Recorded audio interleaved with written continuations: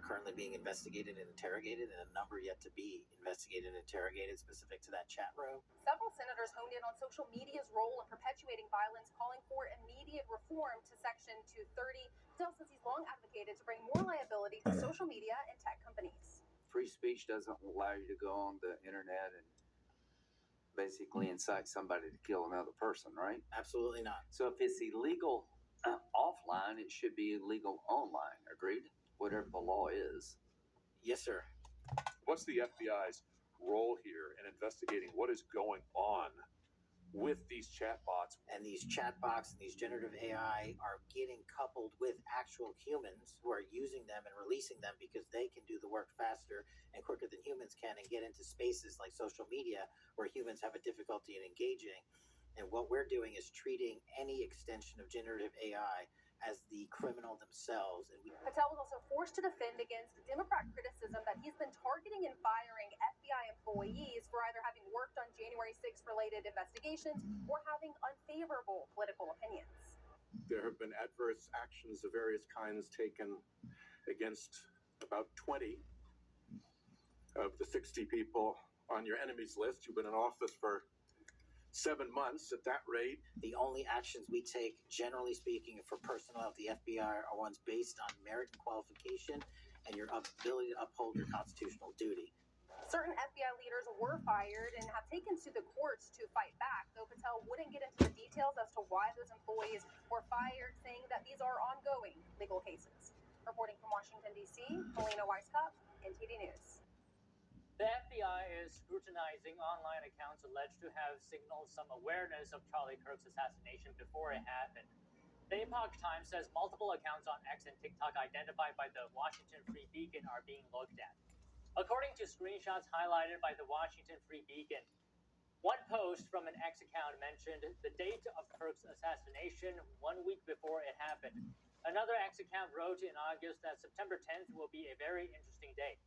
After the assassination, it quote tweeted that post, writing, "I plead the fifth." An X account that reposted it has a similar handle to a TikTok account that appears to follow suspect Tyler Robinson's roommate. FBI Deputy Director Dan Bongino said yesterday that the FBI is looking into other possible accomplices in the assassination of Kirk. Authorities also say they now have DNA evidence and text messages revealing a potential motive for the killer.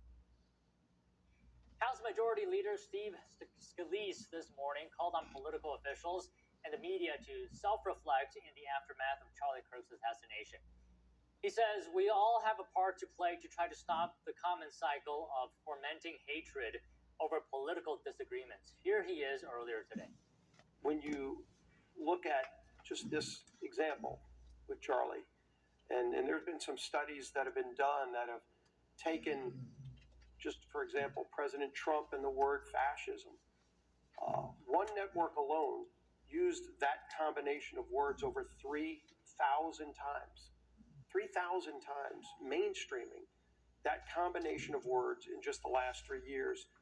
And whether some realize it or not, that magnification is heard by the wrong person.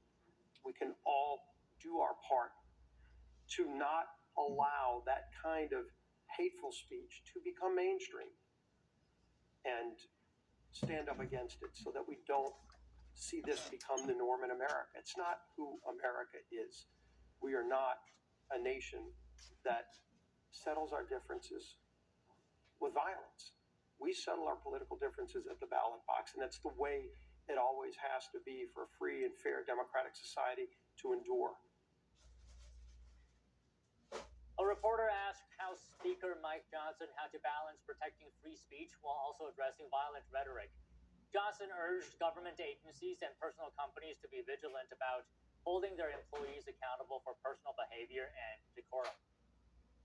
Leading Republican congressmen hosted a prayer vigil yesterday for Turning Point USA founder Charlie Kirk. NTD's Daniel Monahan reports on that and other vigils and events held in Kirk's honor. House Speaker Mike Johnson says Charlie Kirk's assassination has made it feel like the ground has been shaken. Our friend Charlie did not pass away in a car accident. He was assassinated for standing for his political beliefs.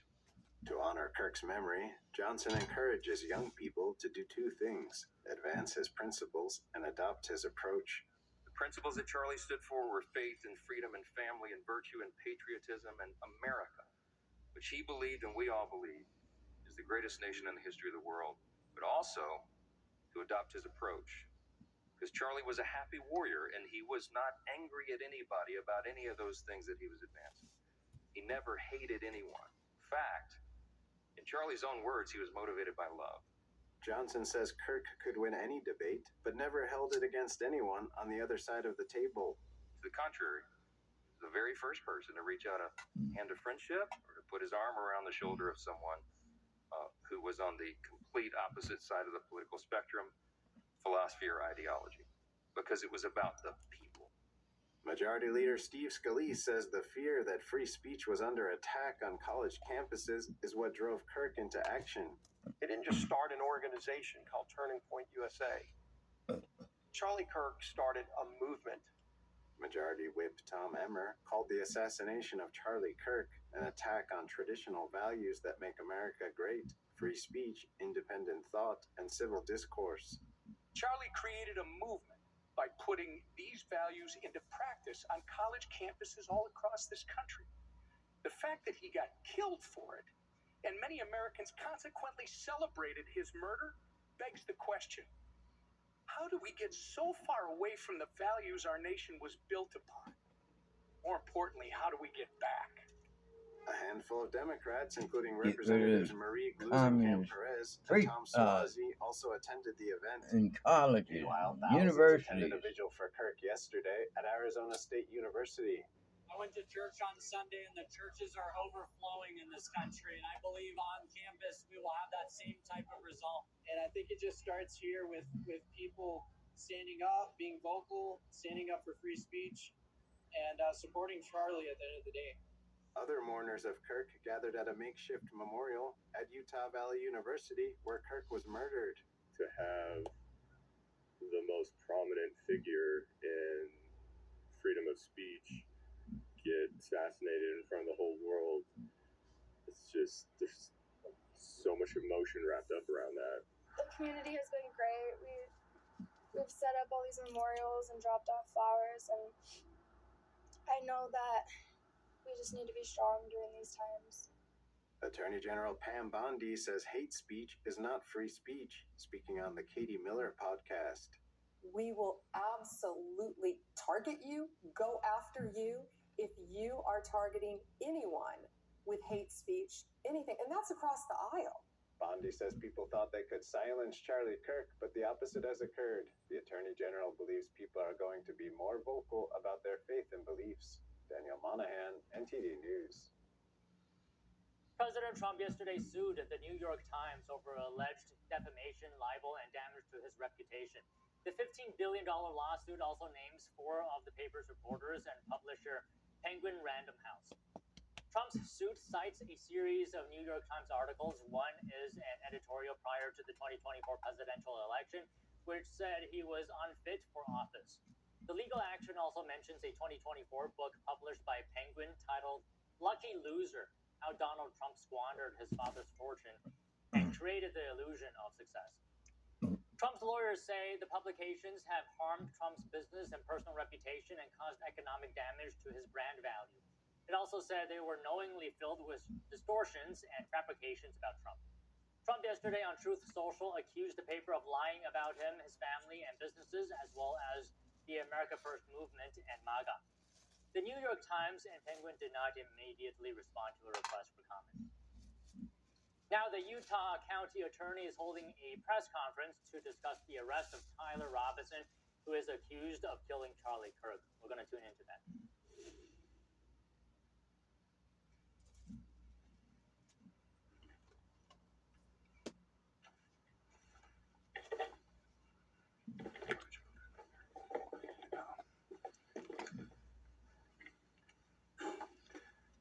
The murder of Charlie Kirk is an American tragedy.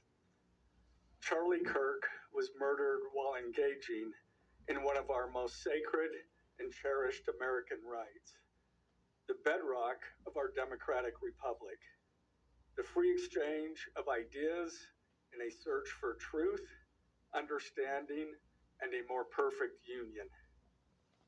It is also an offense against the state and to the peace and enjoyment of the people of Utah and of all those who visit here. But Charlie Kirk's murder also strikes a more personal and intimate chord. Charlie Kirk was first and foremost a husband and a father to two beautiful young children. He was a son, he was a brother, and a friend. Like all murders, the senseless and needless taking of Charlie Kirk's life has shattered the lives of those he loved and those who loved him. To Charlie's wife, Erica, his two young children, his parents, his family, and his friends, I express my sincere condolences and offer my heartfelt prayers on your behalf. I also want to express my concern for everyone who was at Charlie's Turning Point USA event at the Utah Valley University, and all who have been impacted by this tragedy. As county attorney, I am charged with bringing justice to those who offend our laws. I am charged with bringing justice for those who are harmed. I am charged with bringing justice for Charlie Kirk. I am committed to these aims. I take this responsibility seriously. Today, after reviewing the evidence that law enforcement has collected thus far, I am filing a criminal information charging Tyler James Robinson, age 22, with the following crimes. Count 1, aggravated murder, a capital offense, for intentionally or knowingly causing the death of Charlie Kirk under circumstances that created a great risk of death to others. Count 2, felony discharge of a firearm causing serious bodily injury, a first-degree felony. The state is further alleging aggravating factors on counts 1 and 2 because the defendant is believed to have targeted Charlie Kirk based on Charlie Kirk's political expression and did so knowing that children were present and would witness the homicide. The state is also charging defendant with count 3, obstruction of justice, a second-degree felony for moving and concealing the rifle used in the shooting.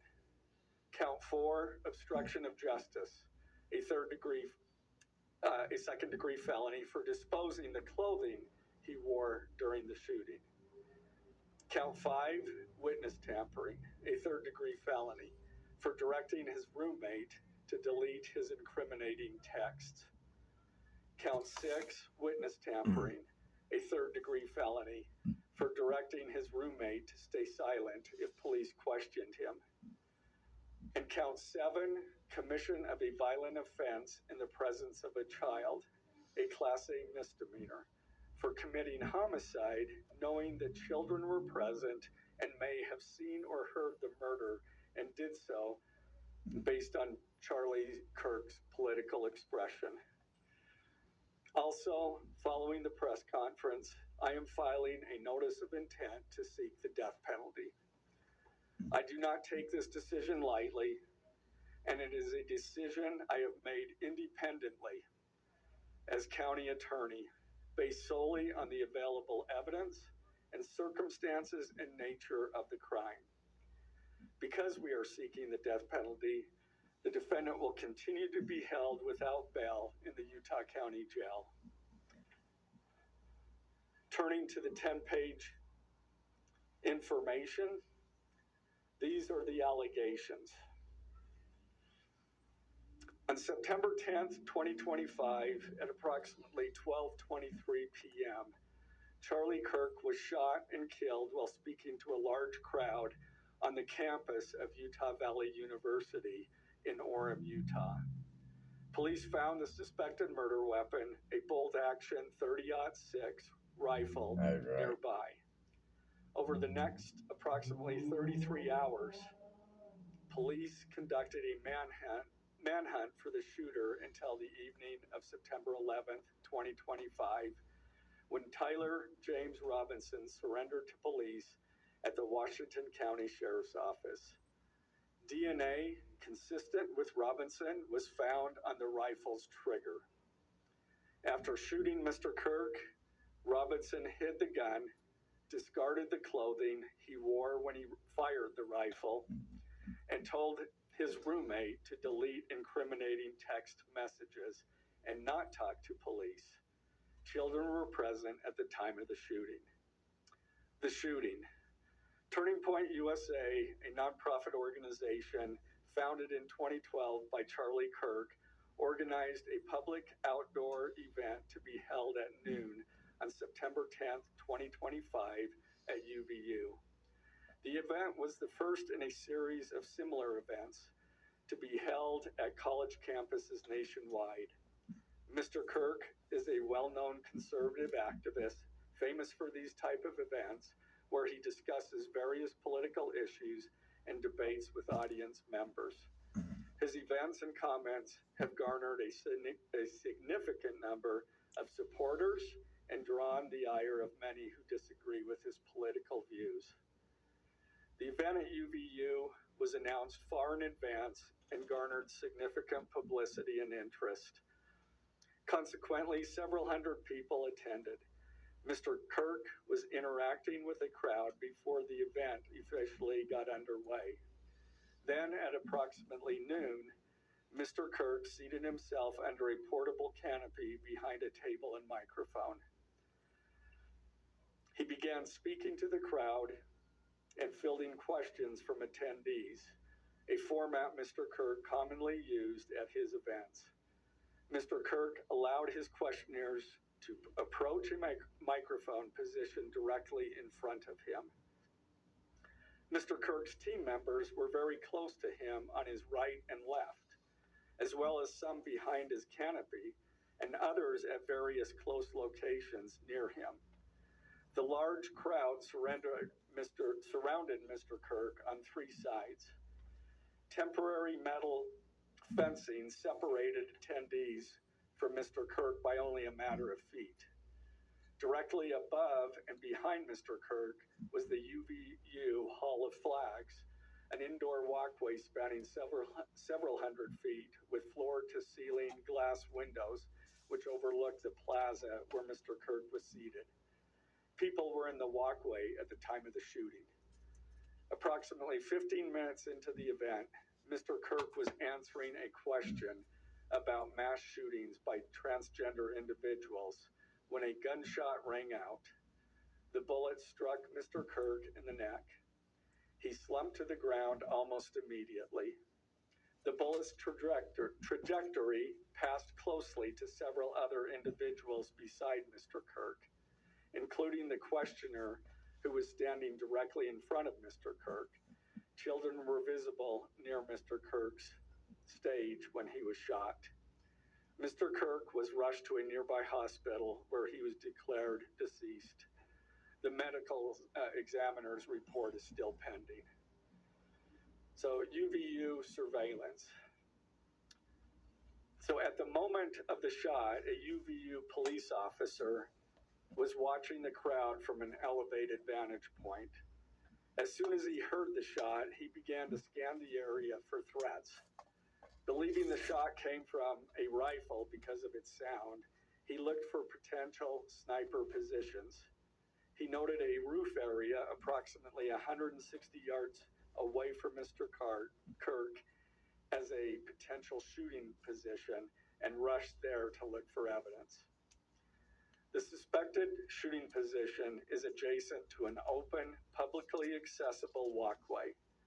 To access the suspected location, a person must climb over a railing and then drop to the roof only slightly below.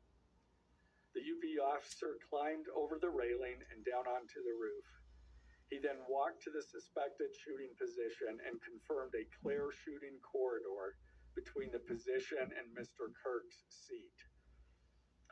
He also noticed markings in the gravel rooftop, consistent with a sniper having lain on the roof, impressions in the gravel potentially left by the elbows, knees, and feet of a person in a prone shooting position. Police reviewed surveillance from the camera covering the roof and discovered that it recorded an individual dressed in dark clothing cross the railing from the public walkway and drop onto the roof at approximately 12:15 p.m. Although the individual moved out of the camera's view for a short time, the camera again captured the individual running across the roof and then low crawling to the area the UVU officer recognized as where the suspected sniper had dropped into a prone shooting position. After a short time, which matches the known time of the shot, the individual arose and ran across the roof to the northeast. This discovery led to an intensive review of UVU surveillance recordings to attempt to track and identify the suspect. Surveillance revealed the following. At approximately 11:51 a.m., the suspect entered campus from the north. He is seen wearing a black shirt with an American flag in the center, a dark baseball cap, and large sunglasses. Throughout the surveillance, the suspect keeps his head down and rarely raises his head enough to get a clear image of his face. As he proceeds across the campus, he is seen walking with an unusual gait. The suspect walks with very little bending in his right leg, consistent with a rifle being hidden in his pants. This unusual gait continues until the suspect is seen crossing the railway off the open walkway and onto the roof, where he leaves the camera's view. A camera later captures the suspect as he runs across the roof to the suspected shooting position.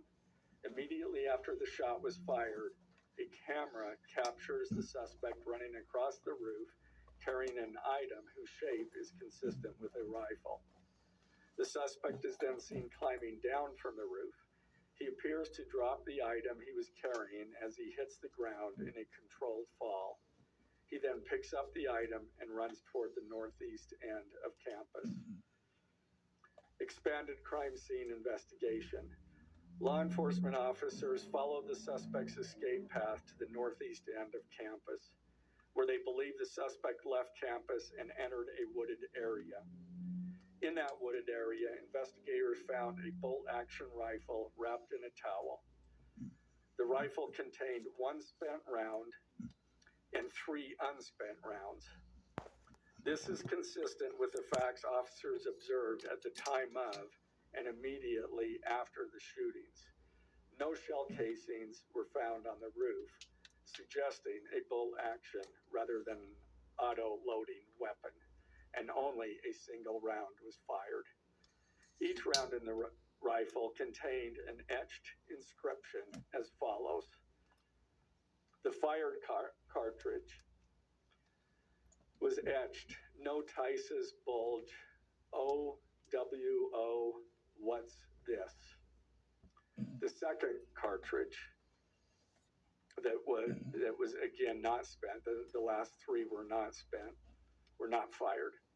The second, "Hey fascist, catch," with arrow symbols. The third cartridge, "Oh Bella Ciao, Bella Ciao, Bella Ciao, Ciao Ciao." The fourth cartridge, "If you read this, you are gay, LMAO." The rifle, ammunition rounds, and towel were sent for forensic processing. DNA consistent with defendant was found on the trigger, other parts of the rifle, the fired cartridge casing, 2 of the 3 unfired cartridges, and the towel. Law enforcement was unable to immediately locate the shooter, so they published photos of the shooter from the UVU surveillance cameras and asked for the public's help to identify him. Meanwhile, law enforcement continued to try to identify the shooter through other means. The Washington County investigation. On the evening of September 11th, 2025, as law enforcement continued their investigation, Tyler James Robinson went to the Washington County Sheriff's Office with his parents and a family friend to turn himself in. Robinson's mother stated that the following to police. On September 11th, 2025, the day after the shooting, Robinson's mother saw the photo of the shooter in the news and thought the shooter looked like her son. Robinson's mother called her son and asked him where he was.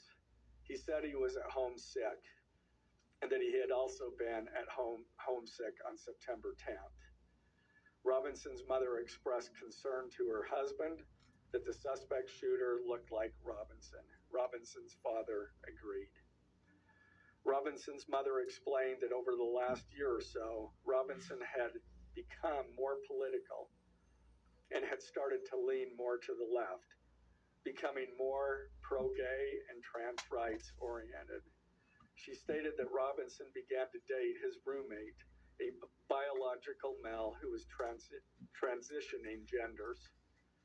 This resulted in several discussions with family members, but especially between Robinson and his father, who have very different political views. In one conversation before the shooting, Robinson mentioned that Charlie Kirk would be holding an event at UVU, which Robinson said was a stupid venue for the event. Robinson accused Kirk of spreading hate. Robinson's father reported that when his wife showed him the surveillance image of the suspected shooter in the news, he agreed that it looked like their son. He also believed that the rifle that police suspected the shooter used matched a rifle that was given to his son as a gift.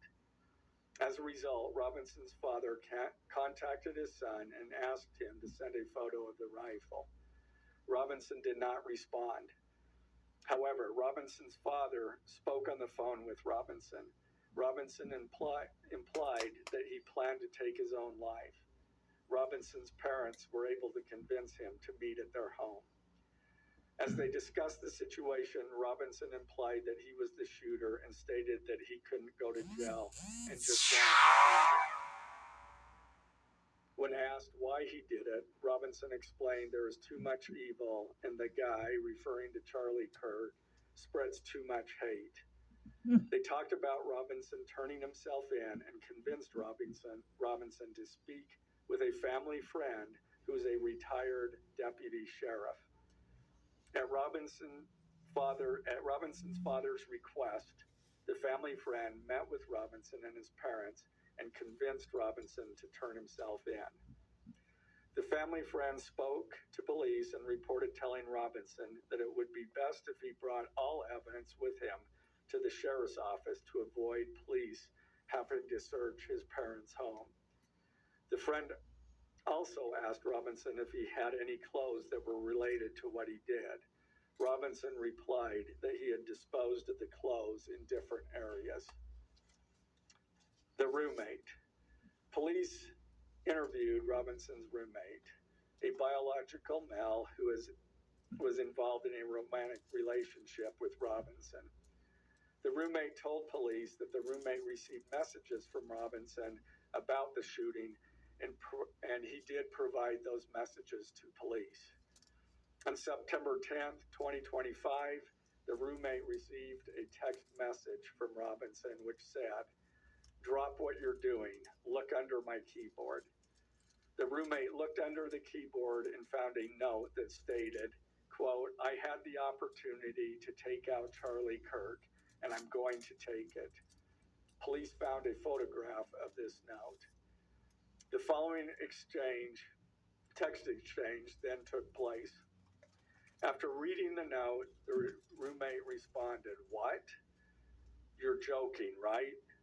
Robinson, "I am still okay, my love, but I'm stuck in Orem for a little while longer yet. Shouldn't be long until I can come home, but I gotta grab my rifle still. To be honest, I had hoped to keep this secret till I died of old age. I am sorry to involve you. Roommate, you weren't the one who did it, right? Robinson, I am. I'm sorry. Roommate, I thought they caught the person. Robinson, no, they grabbed some crazy old dude, then interrogated someone in similar clothing. I had planned to grab my rifle from my drop point shortly after, but most of that side of town got locked down.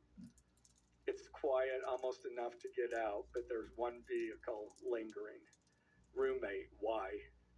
Robinson, why did I do it? Roommate, yeah. Robinson, I had enough of his hatred. Some hate can't be negotiated out. If I am able to grab my rifle unseen, I will have left no evidence. Going to attempt to retrieve it again. Hopefully they have moved on. I haven't seen anything about them finding it. Roommate, how long have you been planning this? Robinson, a bit over a week, I believe. I can get close to it, but there is a squad car parked right by it. I think they already swept that spot, but I don't want to chance it. Robinson again, I'm wishing I had circled back and grabbed it as soon as I got to my vehicle. I'm worried what my old man would do if I didn't bring back Grandpa's rifle. IDEK if it's had a serial number, but it wouldn't trace to me. I worry about Prince. I had to leave it in a bush where I changed outfits. Didn't have the ability or time to bring it with. I might have to abandon it and hope they don't find Prince. How the F will I explain losing it to my old man? Only thing I left was the rifle wrapped